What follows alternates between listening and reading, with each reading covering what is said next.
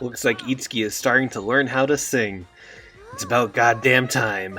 What the hell? Literally everyone is here teaching Itsuki how to sing? Where's my support system for when I want to learn how to sing?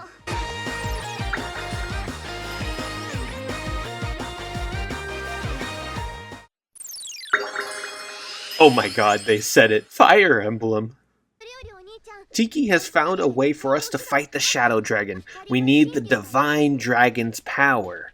We have to perform the Opera of Light. Fire Emblem. Tiki made a gate for us, a new idolosphere made from Tiki's memories. One that's similar to the world all the Mirages are from. Similar to Arcanea, or Elise, whichever game you prefer. We have to go through 3 trials to get to the Opera of Light because, of course we do. Let's get in there.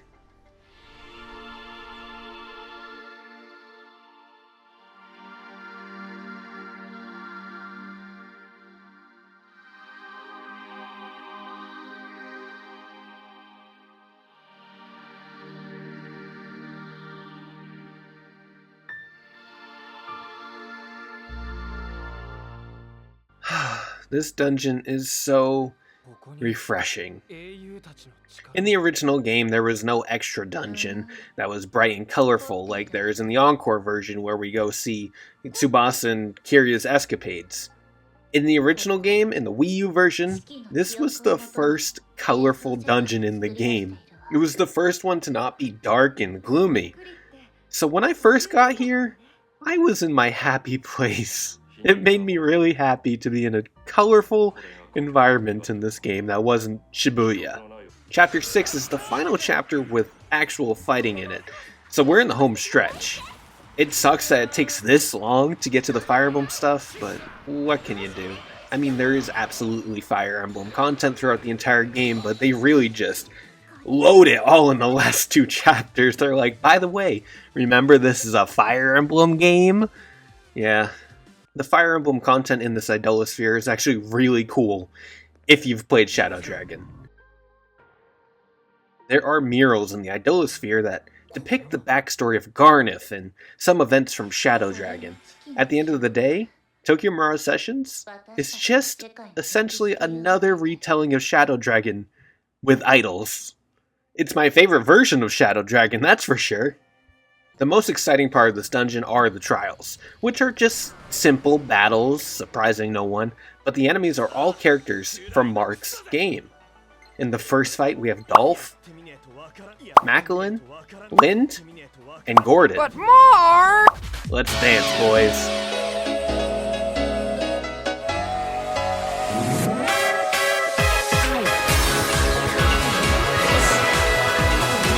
Each character even has a special line before they attack too. This is just some really nice fan service.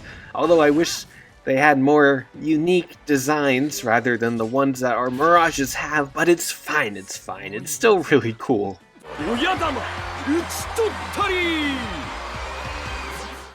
And with that, 1 trial down. There's a hero's voice talking to us, and we find out that it's actually Lind's voice, and she's proud of us. The Shadow Dragon has a name, Medius. Imagine if this game didn't have a dragon. That'd be really cool. Imagine if any Fire Emblem game didn't have a dragon. Imagine. Oh, Genealogy and Thracia, I love you. Time for trial number 2. I'm curious who the challengers will be this time. The voice sounds like an old man, so it must be. Oh yeah, it's Jagan. And then there's Paula and Ogma. That one was a bit more difficult, but still nothing we can't handle. This dungeon kinda does feel like a filler dungeon, but the fan service makes me so happy, so it's okay. It's better than, going back and doing maid dungeons again. There's actual fan service here. There's actual some story progression going on here. It's cool. It's cool. It's good filler. It's good. In front of the final trial, we have a final stone carving depicting the heroes who slayed the dragon. That's Marth! I mean, who is he anyway? Wait, you don't know Marth? What game is he even from? You don't know Fire Emblem? I cannot believe it's taken this long for Marth to be in the game. It's he, the icon, the face of Super Smash Bros. Melee. Seems like Chrom is also a melee player. I think it's time to slay Marth, the Hero King, and get the Opera of Light, baby. Okay, Hero King, we're ready. Oh hey, Hatanaka, I didn't know you were Marth too. I know he's not actually Marth, but he's Garnef, and he's here to ruin the day. Seems like Garnef has a compelling argument. The Divine Dragon Naga got rid of Performa in the Fire Emblem world, which is why Garnef rose up.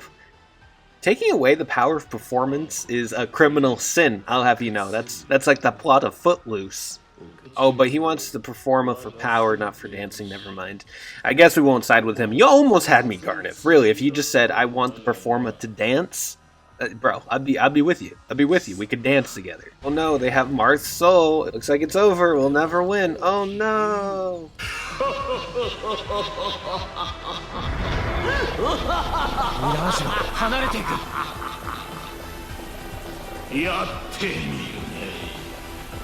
貴様らごときがこのわしを止められるはずがなかろう。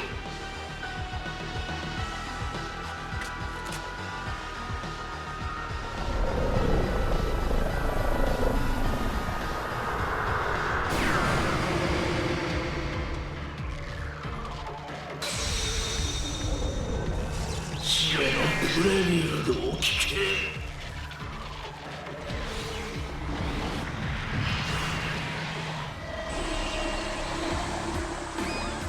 わしこそ魔王。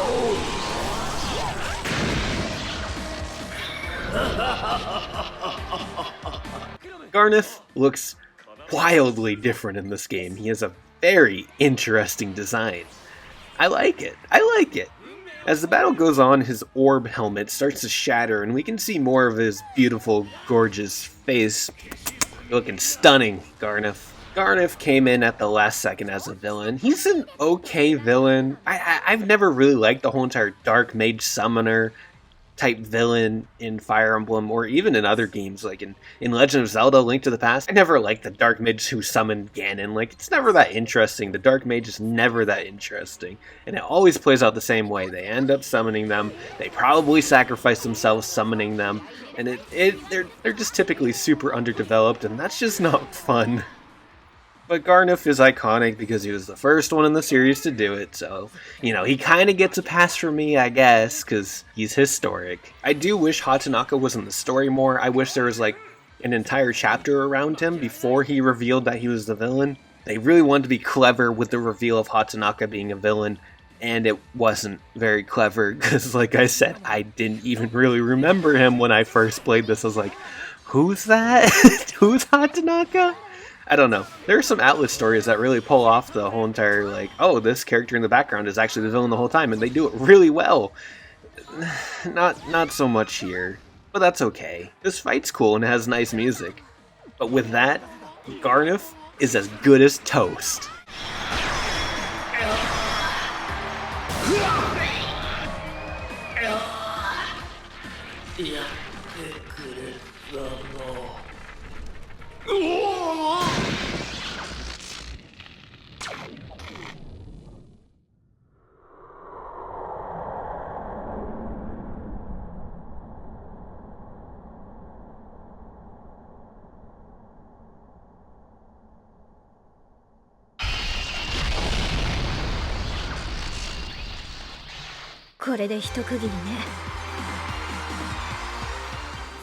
So Garnef wanted to die because he and Marth's souls were essential to performing the Opera of Shadows. So because we killed him, we just basically performed the Opera of Shadows for them, and we fell into their traps, and all is lost, and Medius has risen.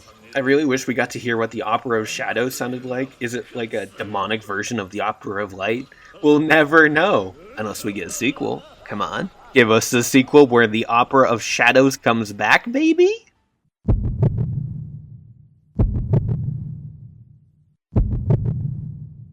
Whenever I hear a dragon's heartbeat, I also begin referencing movies. What are they doing? Get out of there! Well, with everything going wrong, all we can do is just try and fight the Shadow Dragon with our own strength. The power of friendship can do a lot of things. I don't know if it can defeat a dragon, but I like the Spirit Gang. Keep it up. Nice to see ya, ahaha. I can't even say your name. Nice to see you, Ayaha. Goodness, maybe if you showed up more, I would be able to say it. It's so tough to say your name, Ayaha. Yeah, I'm done. Stop it. Anyways, let's not worry about the dragon right now, because we have 2 final side stories to do. Let's just put Medius on hold. Garnif's dead. We don't have to worry about him. Medius, he's gonna chill waiting for us. So let's do these 2 side stories, and they're some of my favorites in the entire game.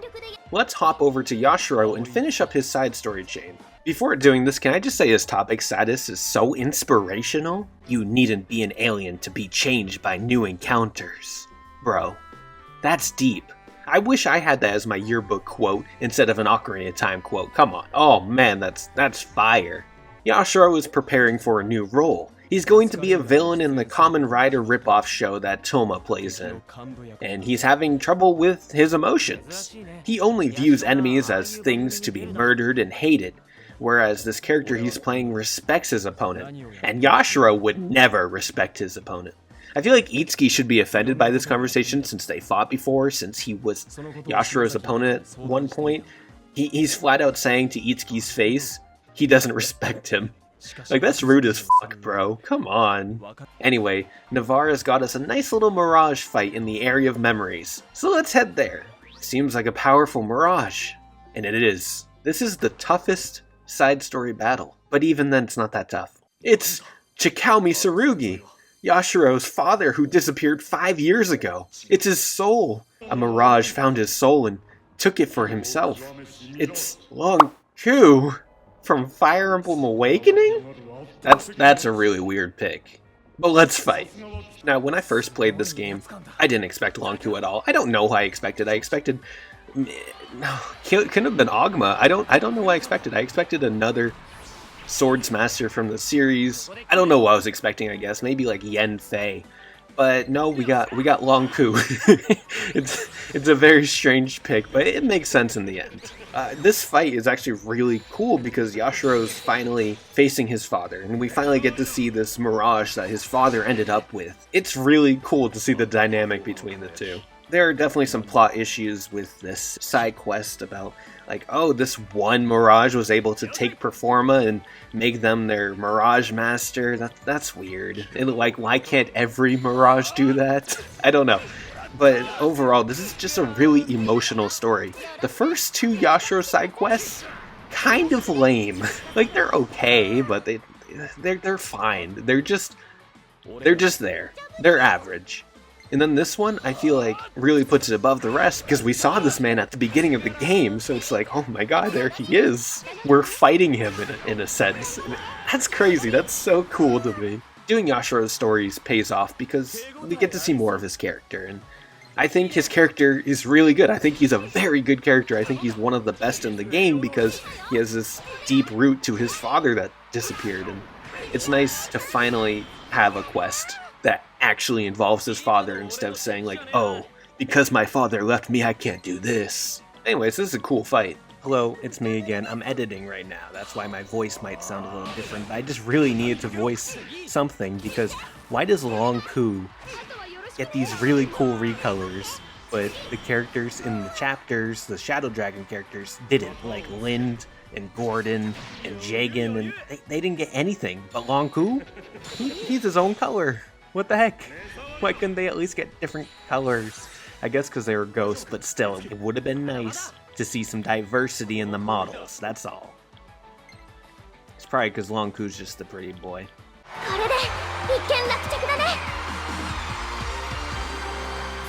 It seems like Chikaumi was acting the whole time. Damn, these actors, they really take it so seriously. It all makes sense now, though. It turns out Lon'qu saved Chikaumi's life, and Chikaumi asked him to test his son. And that makes sense because Lon'qu is like super loyal and a man of his word, so it makes sense why Lon'qu was picked. It just doesn't make sense at first. But now Chikaumi is dying for real this time, even though he's kind of alive right now, kind of not. I don't quite understand it, but this conversation between Yashiro and his father here is like really nice. I genuinely love this interaction. It makes zero sense in the plot, and I think there's some plot holes involving this, but this is a wonderful moment. Wonderful moment. And now, Yashiro can be a great villain. いいぞライガー。刃を通して貴様の思い、強さが伝わってくる。俺は今四天王としてではなく純粋な戦士としてお前との戦いに身を投じている。くそ、ドクトル・シラーベ、貴様ほどの男がどうして。いや、どこで道をたがえたのだろうな。あるいは貴様と良き友になれたかもしれない。シュラーベだが過去を悔やんでもせんなきこと。今俺とお前は敵同士だ。さあ決着をつけるぞ。Did you see that outfit he was wearing? Oh man, that's bad. And that's the end of Yashiro's story. Weirdly inconsistent in quality, but the final mission is bangin', excluding the awkward lore. Now, out of all the Fire Emblem characters that are present in this game, Tiki has always been my favorite. She's one of my favorite characters in the entire series, I would say. Like, just Tiki herself and Shadow Dragon and Mystery of the Emblem. I love her in that. So I'm really excited to do my favorite side story in the entire game. Sleepless in Shibuya. Tiki had a scary dream that she was left all alone and no one was there for her. So because she had a bad dream, Itsuki is determined to make a song for Tiki. And of course, to do that, we have to hit up our bestie, Tiki equals waifu. Surely she's not in trouble this time. God damn it. God damn it! It's Cervantes, an enemy general from Fire Emblem Awakening, with the mustache and all. He's responsible for the disappearance of not just Tiki equals waifu, but for many other Tiki composers. This man is forcing creators irrelevant by making them disappear. And that's detestable. The algorithm is already difficult enough, man. That's sick. Because Tiki is reliant on the public's performa, all of these composers disappearing is what caused her to have this nightmare. And that nightmare could soon become a reality. わしの手が勝利に沸き立つ。白黒つけようぜ、ドクトル・シュラベ。一人の戦士としてお前を倒す。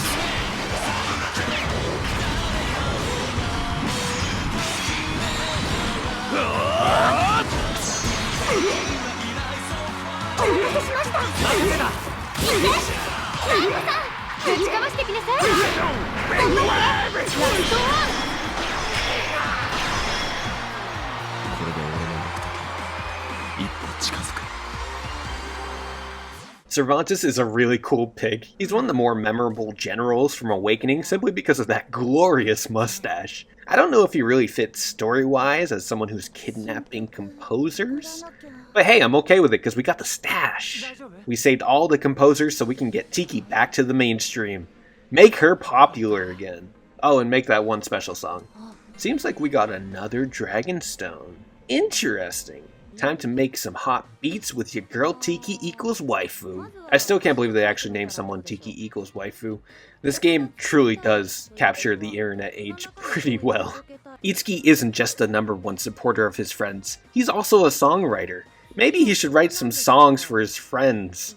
Like, come on man, be useful. No way that'll happen though. That means he would actually have to do something in the plot. Let's take the song and Dragonstone back to Tiki. He's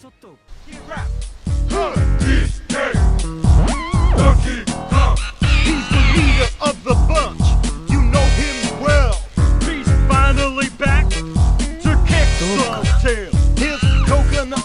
ありがとう。 The Dragonstone has made Tiki real. This is honestly a very touching finale for her because Tiki is genuinely a really great character beyond that whole entire Oni-chan stuff. She's trapped in one room her whole life, and she only has interaction when people want to see her. She's lonely, and she constantly feels useless. So the ability to make her real is touching, and it's worth it. And of course, Itsuki makes her one of the best songs in the game.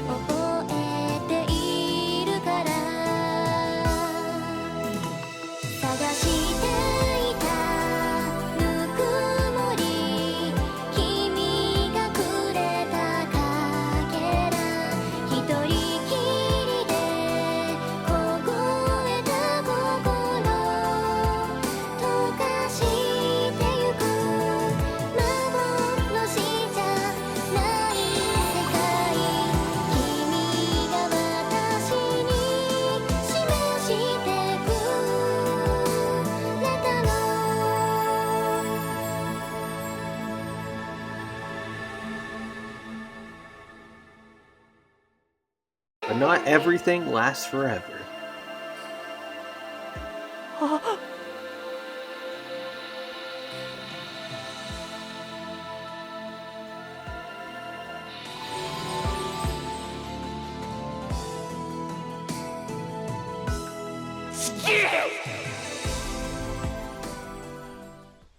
When I first played this, I thought Tiki actually died, like what the hell?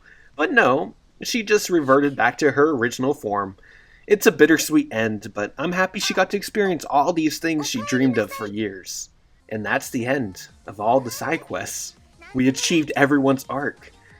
I would say excluding Itsuki, but he doesn't even have an arc, white bread ass anime bitch. It's time to crack open this egg and see what it's got in store for us.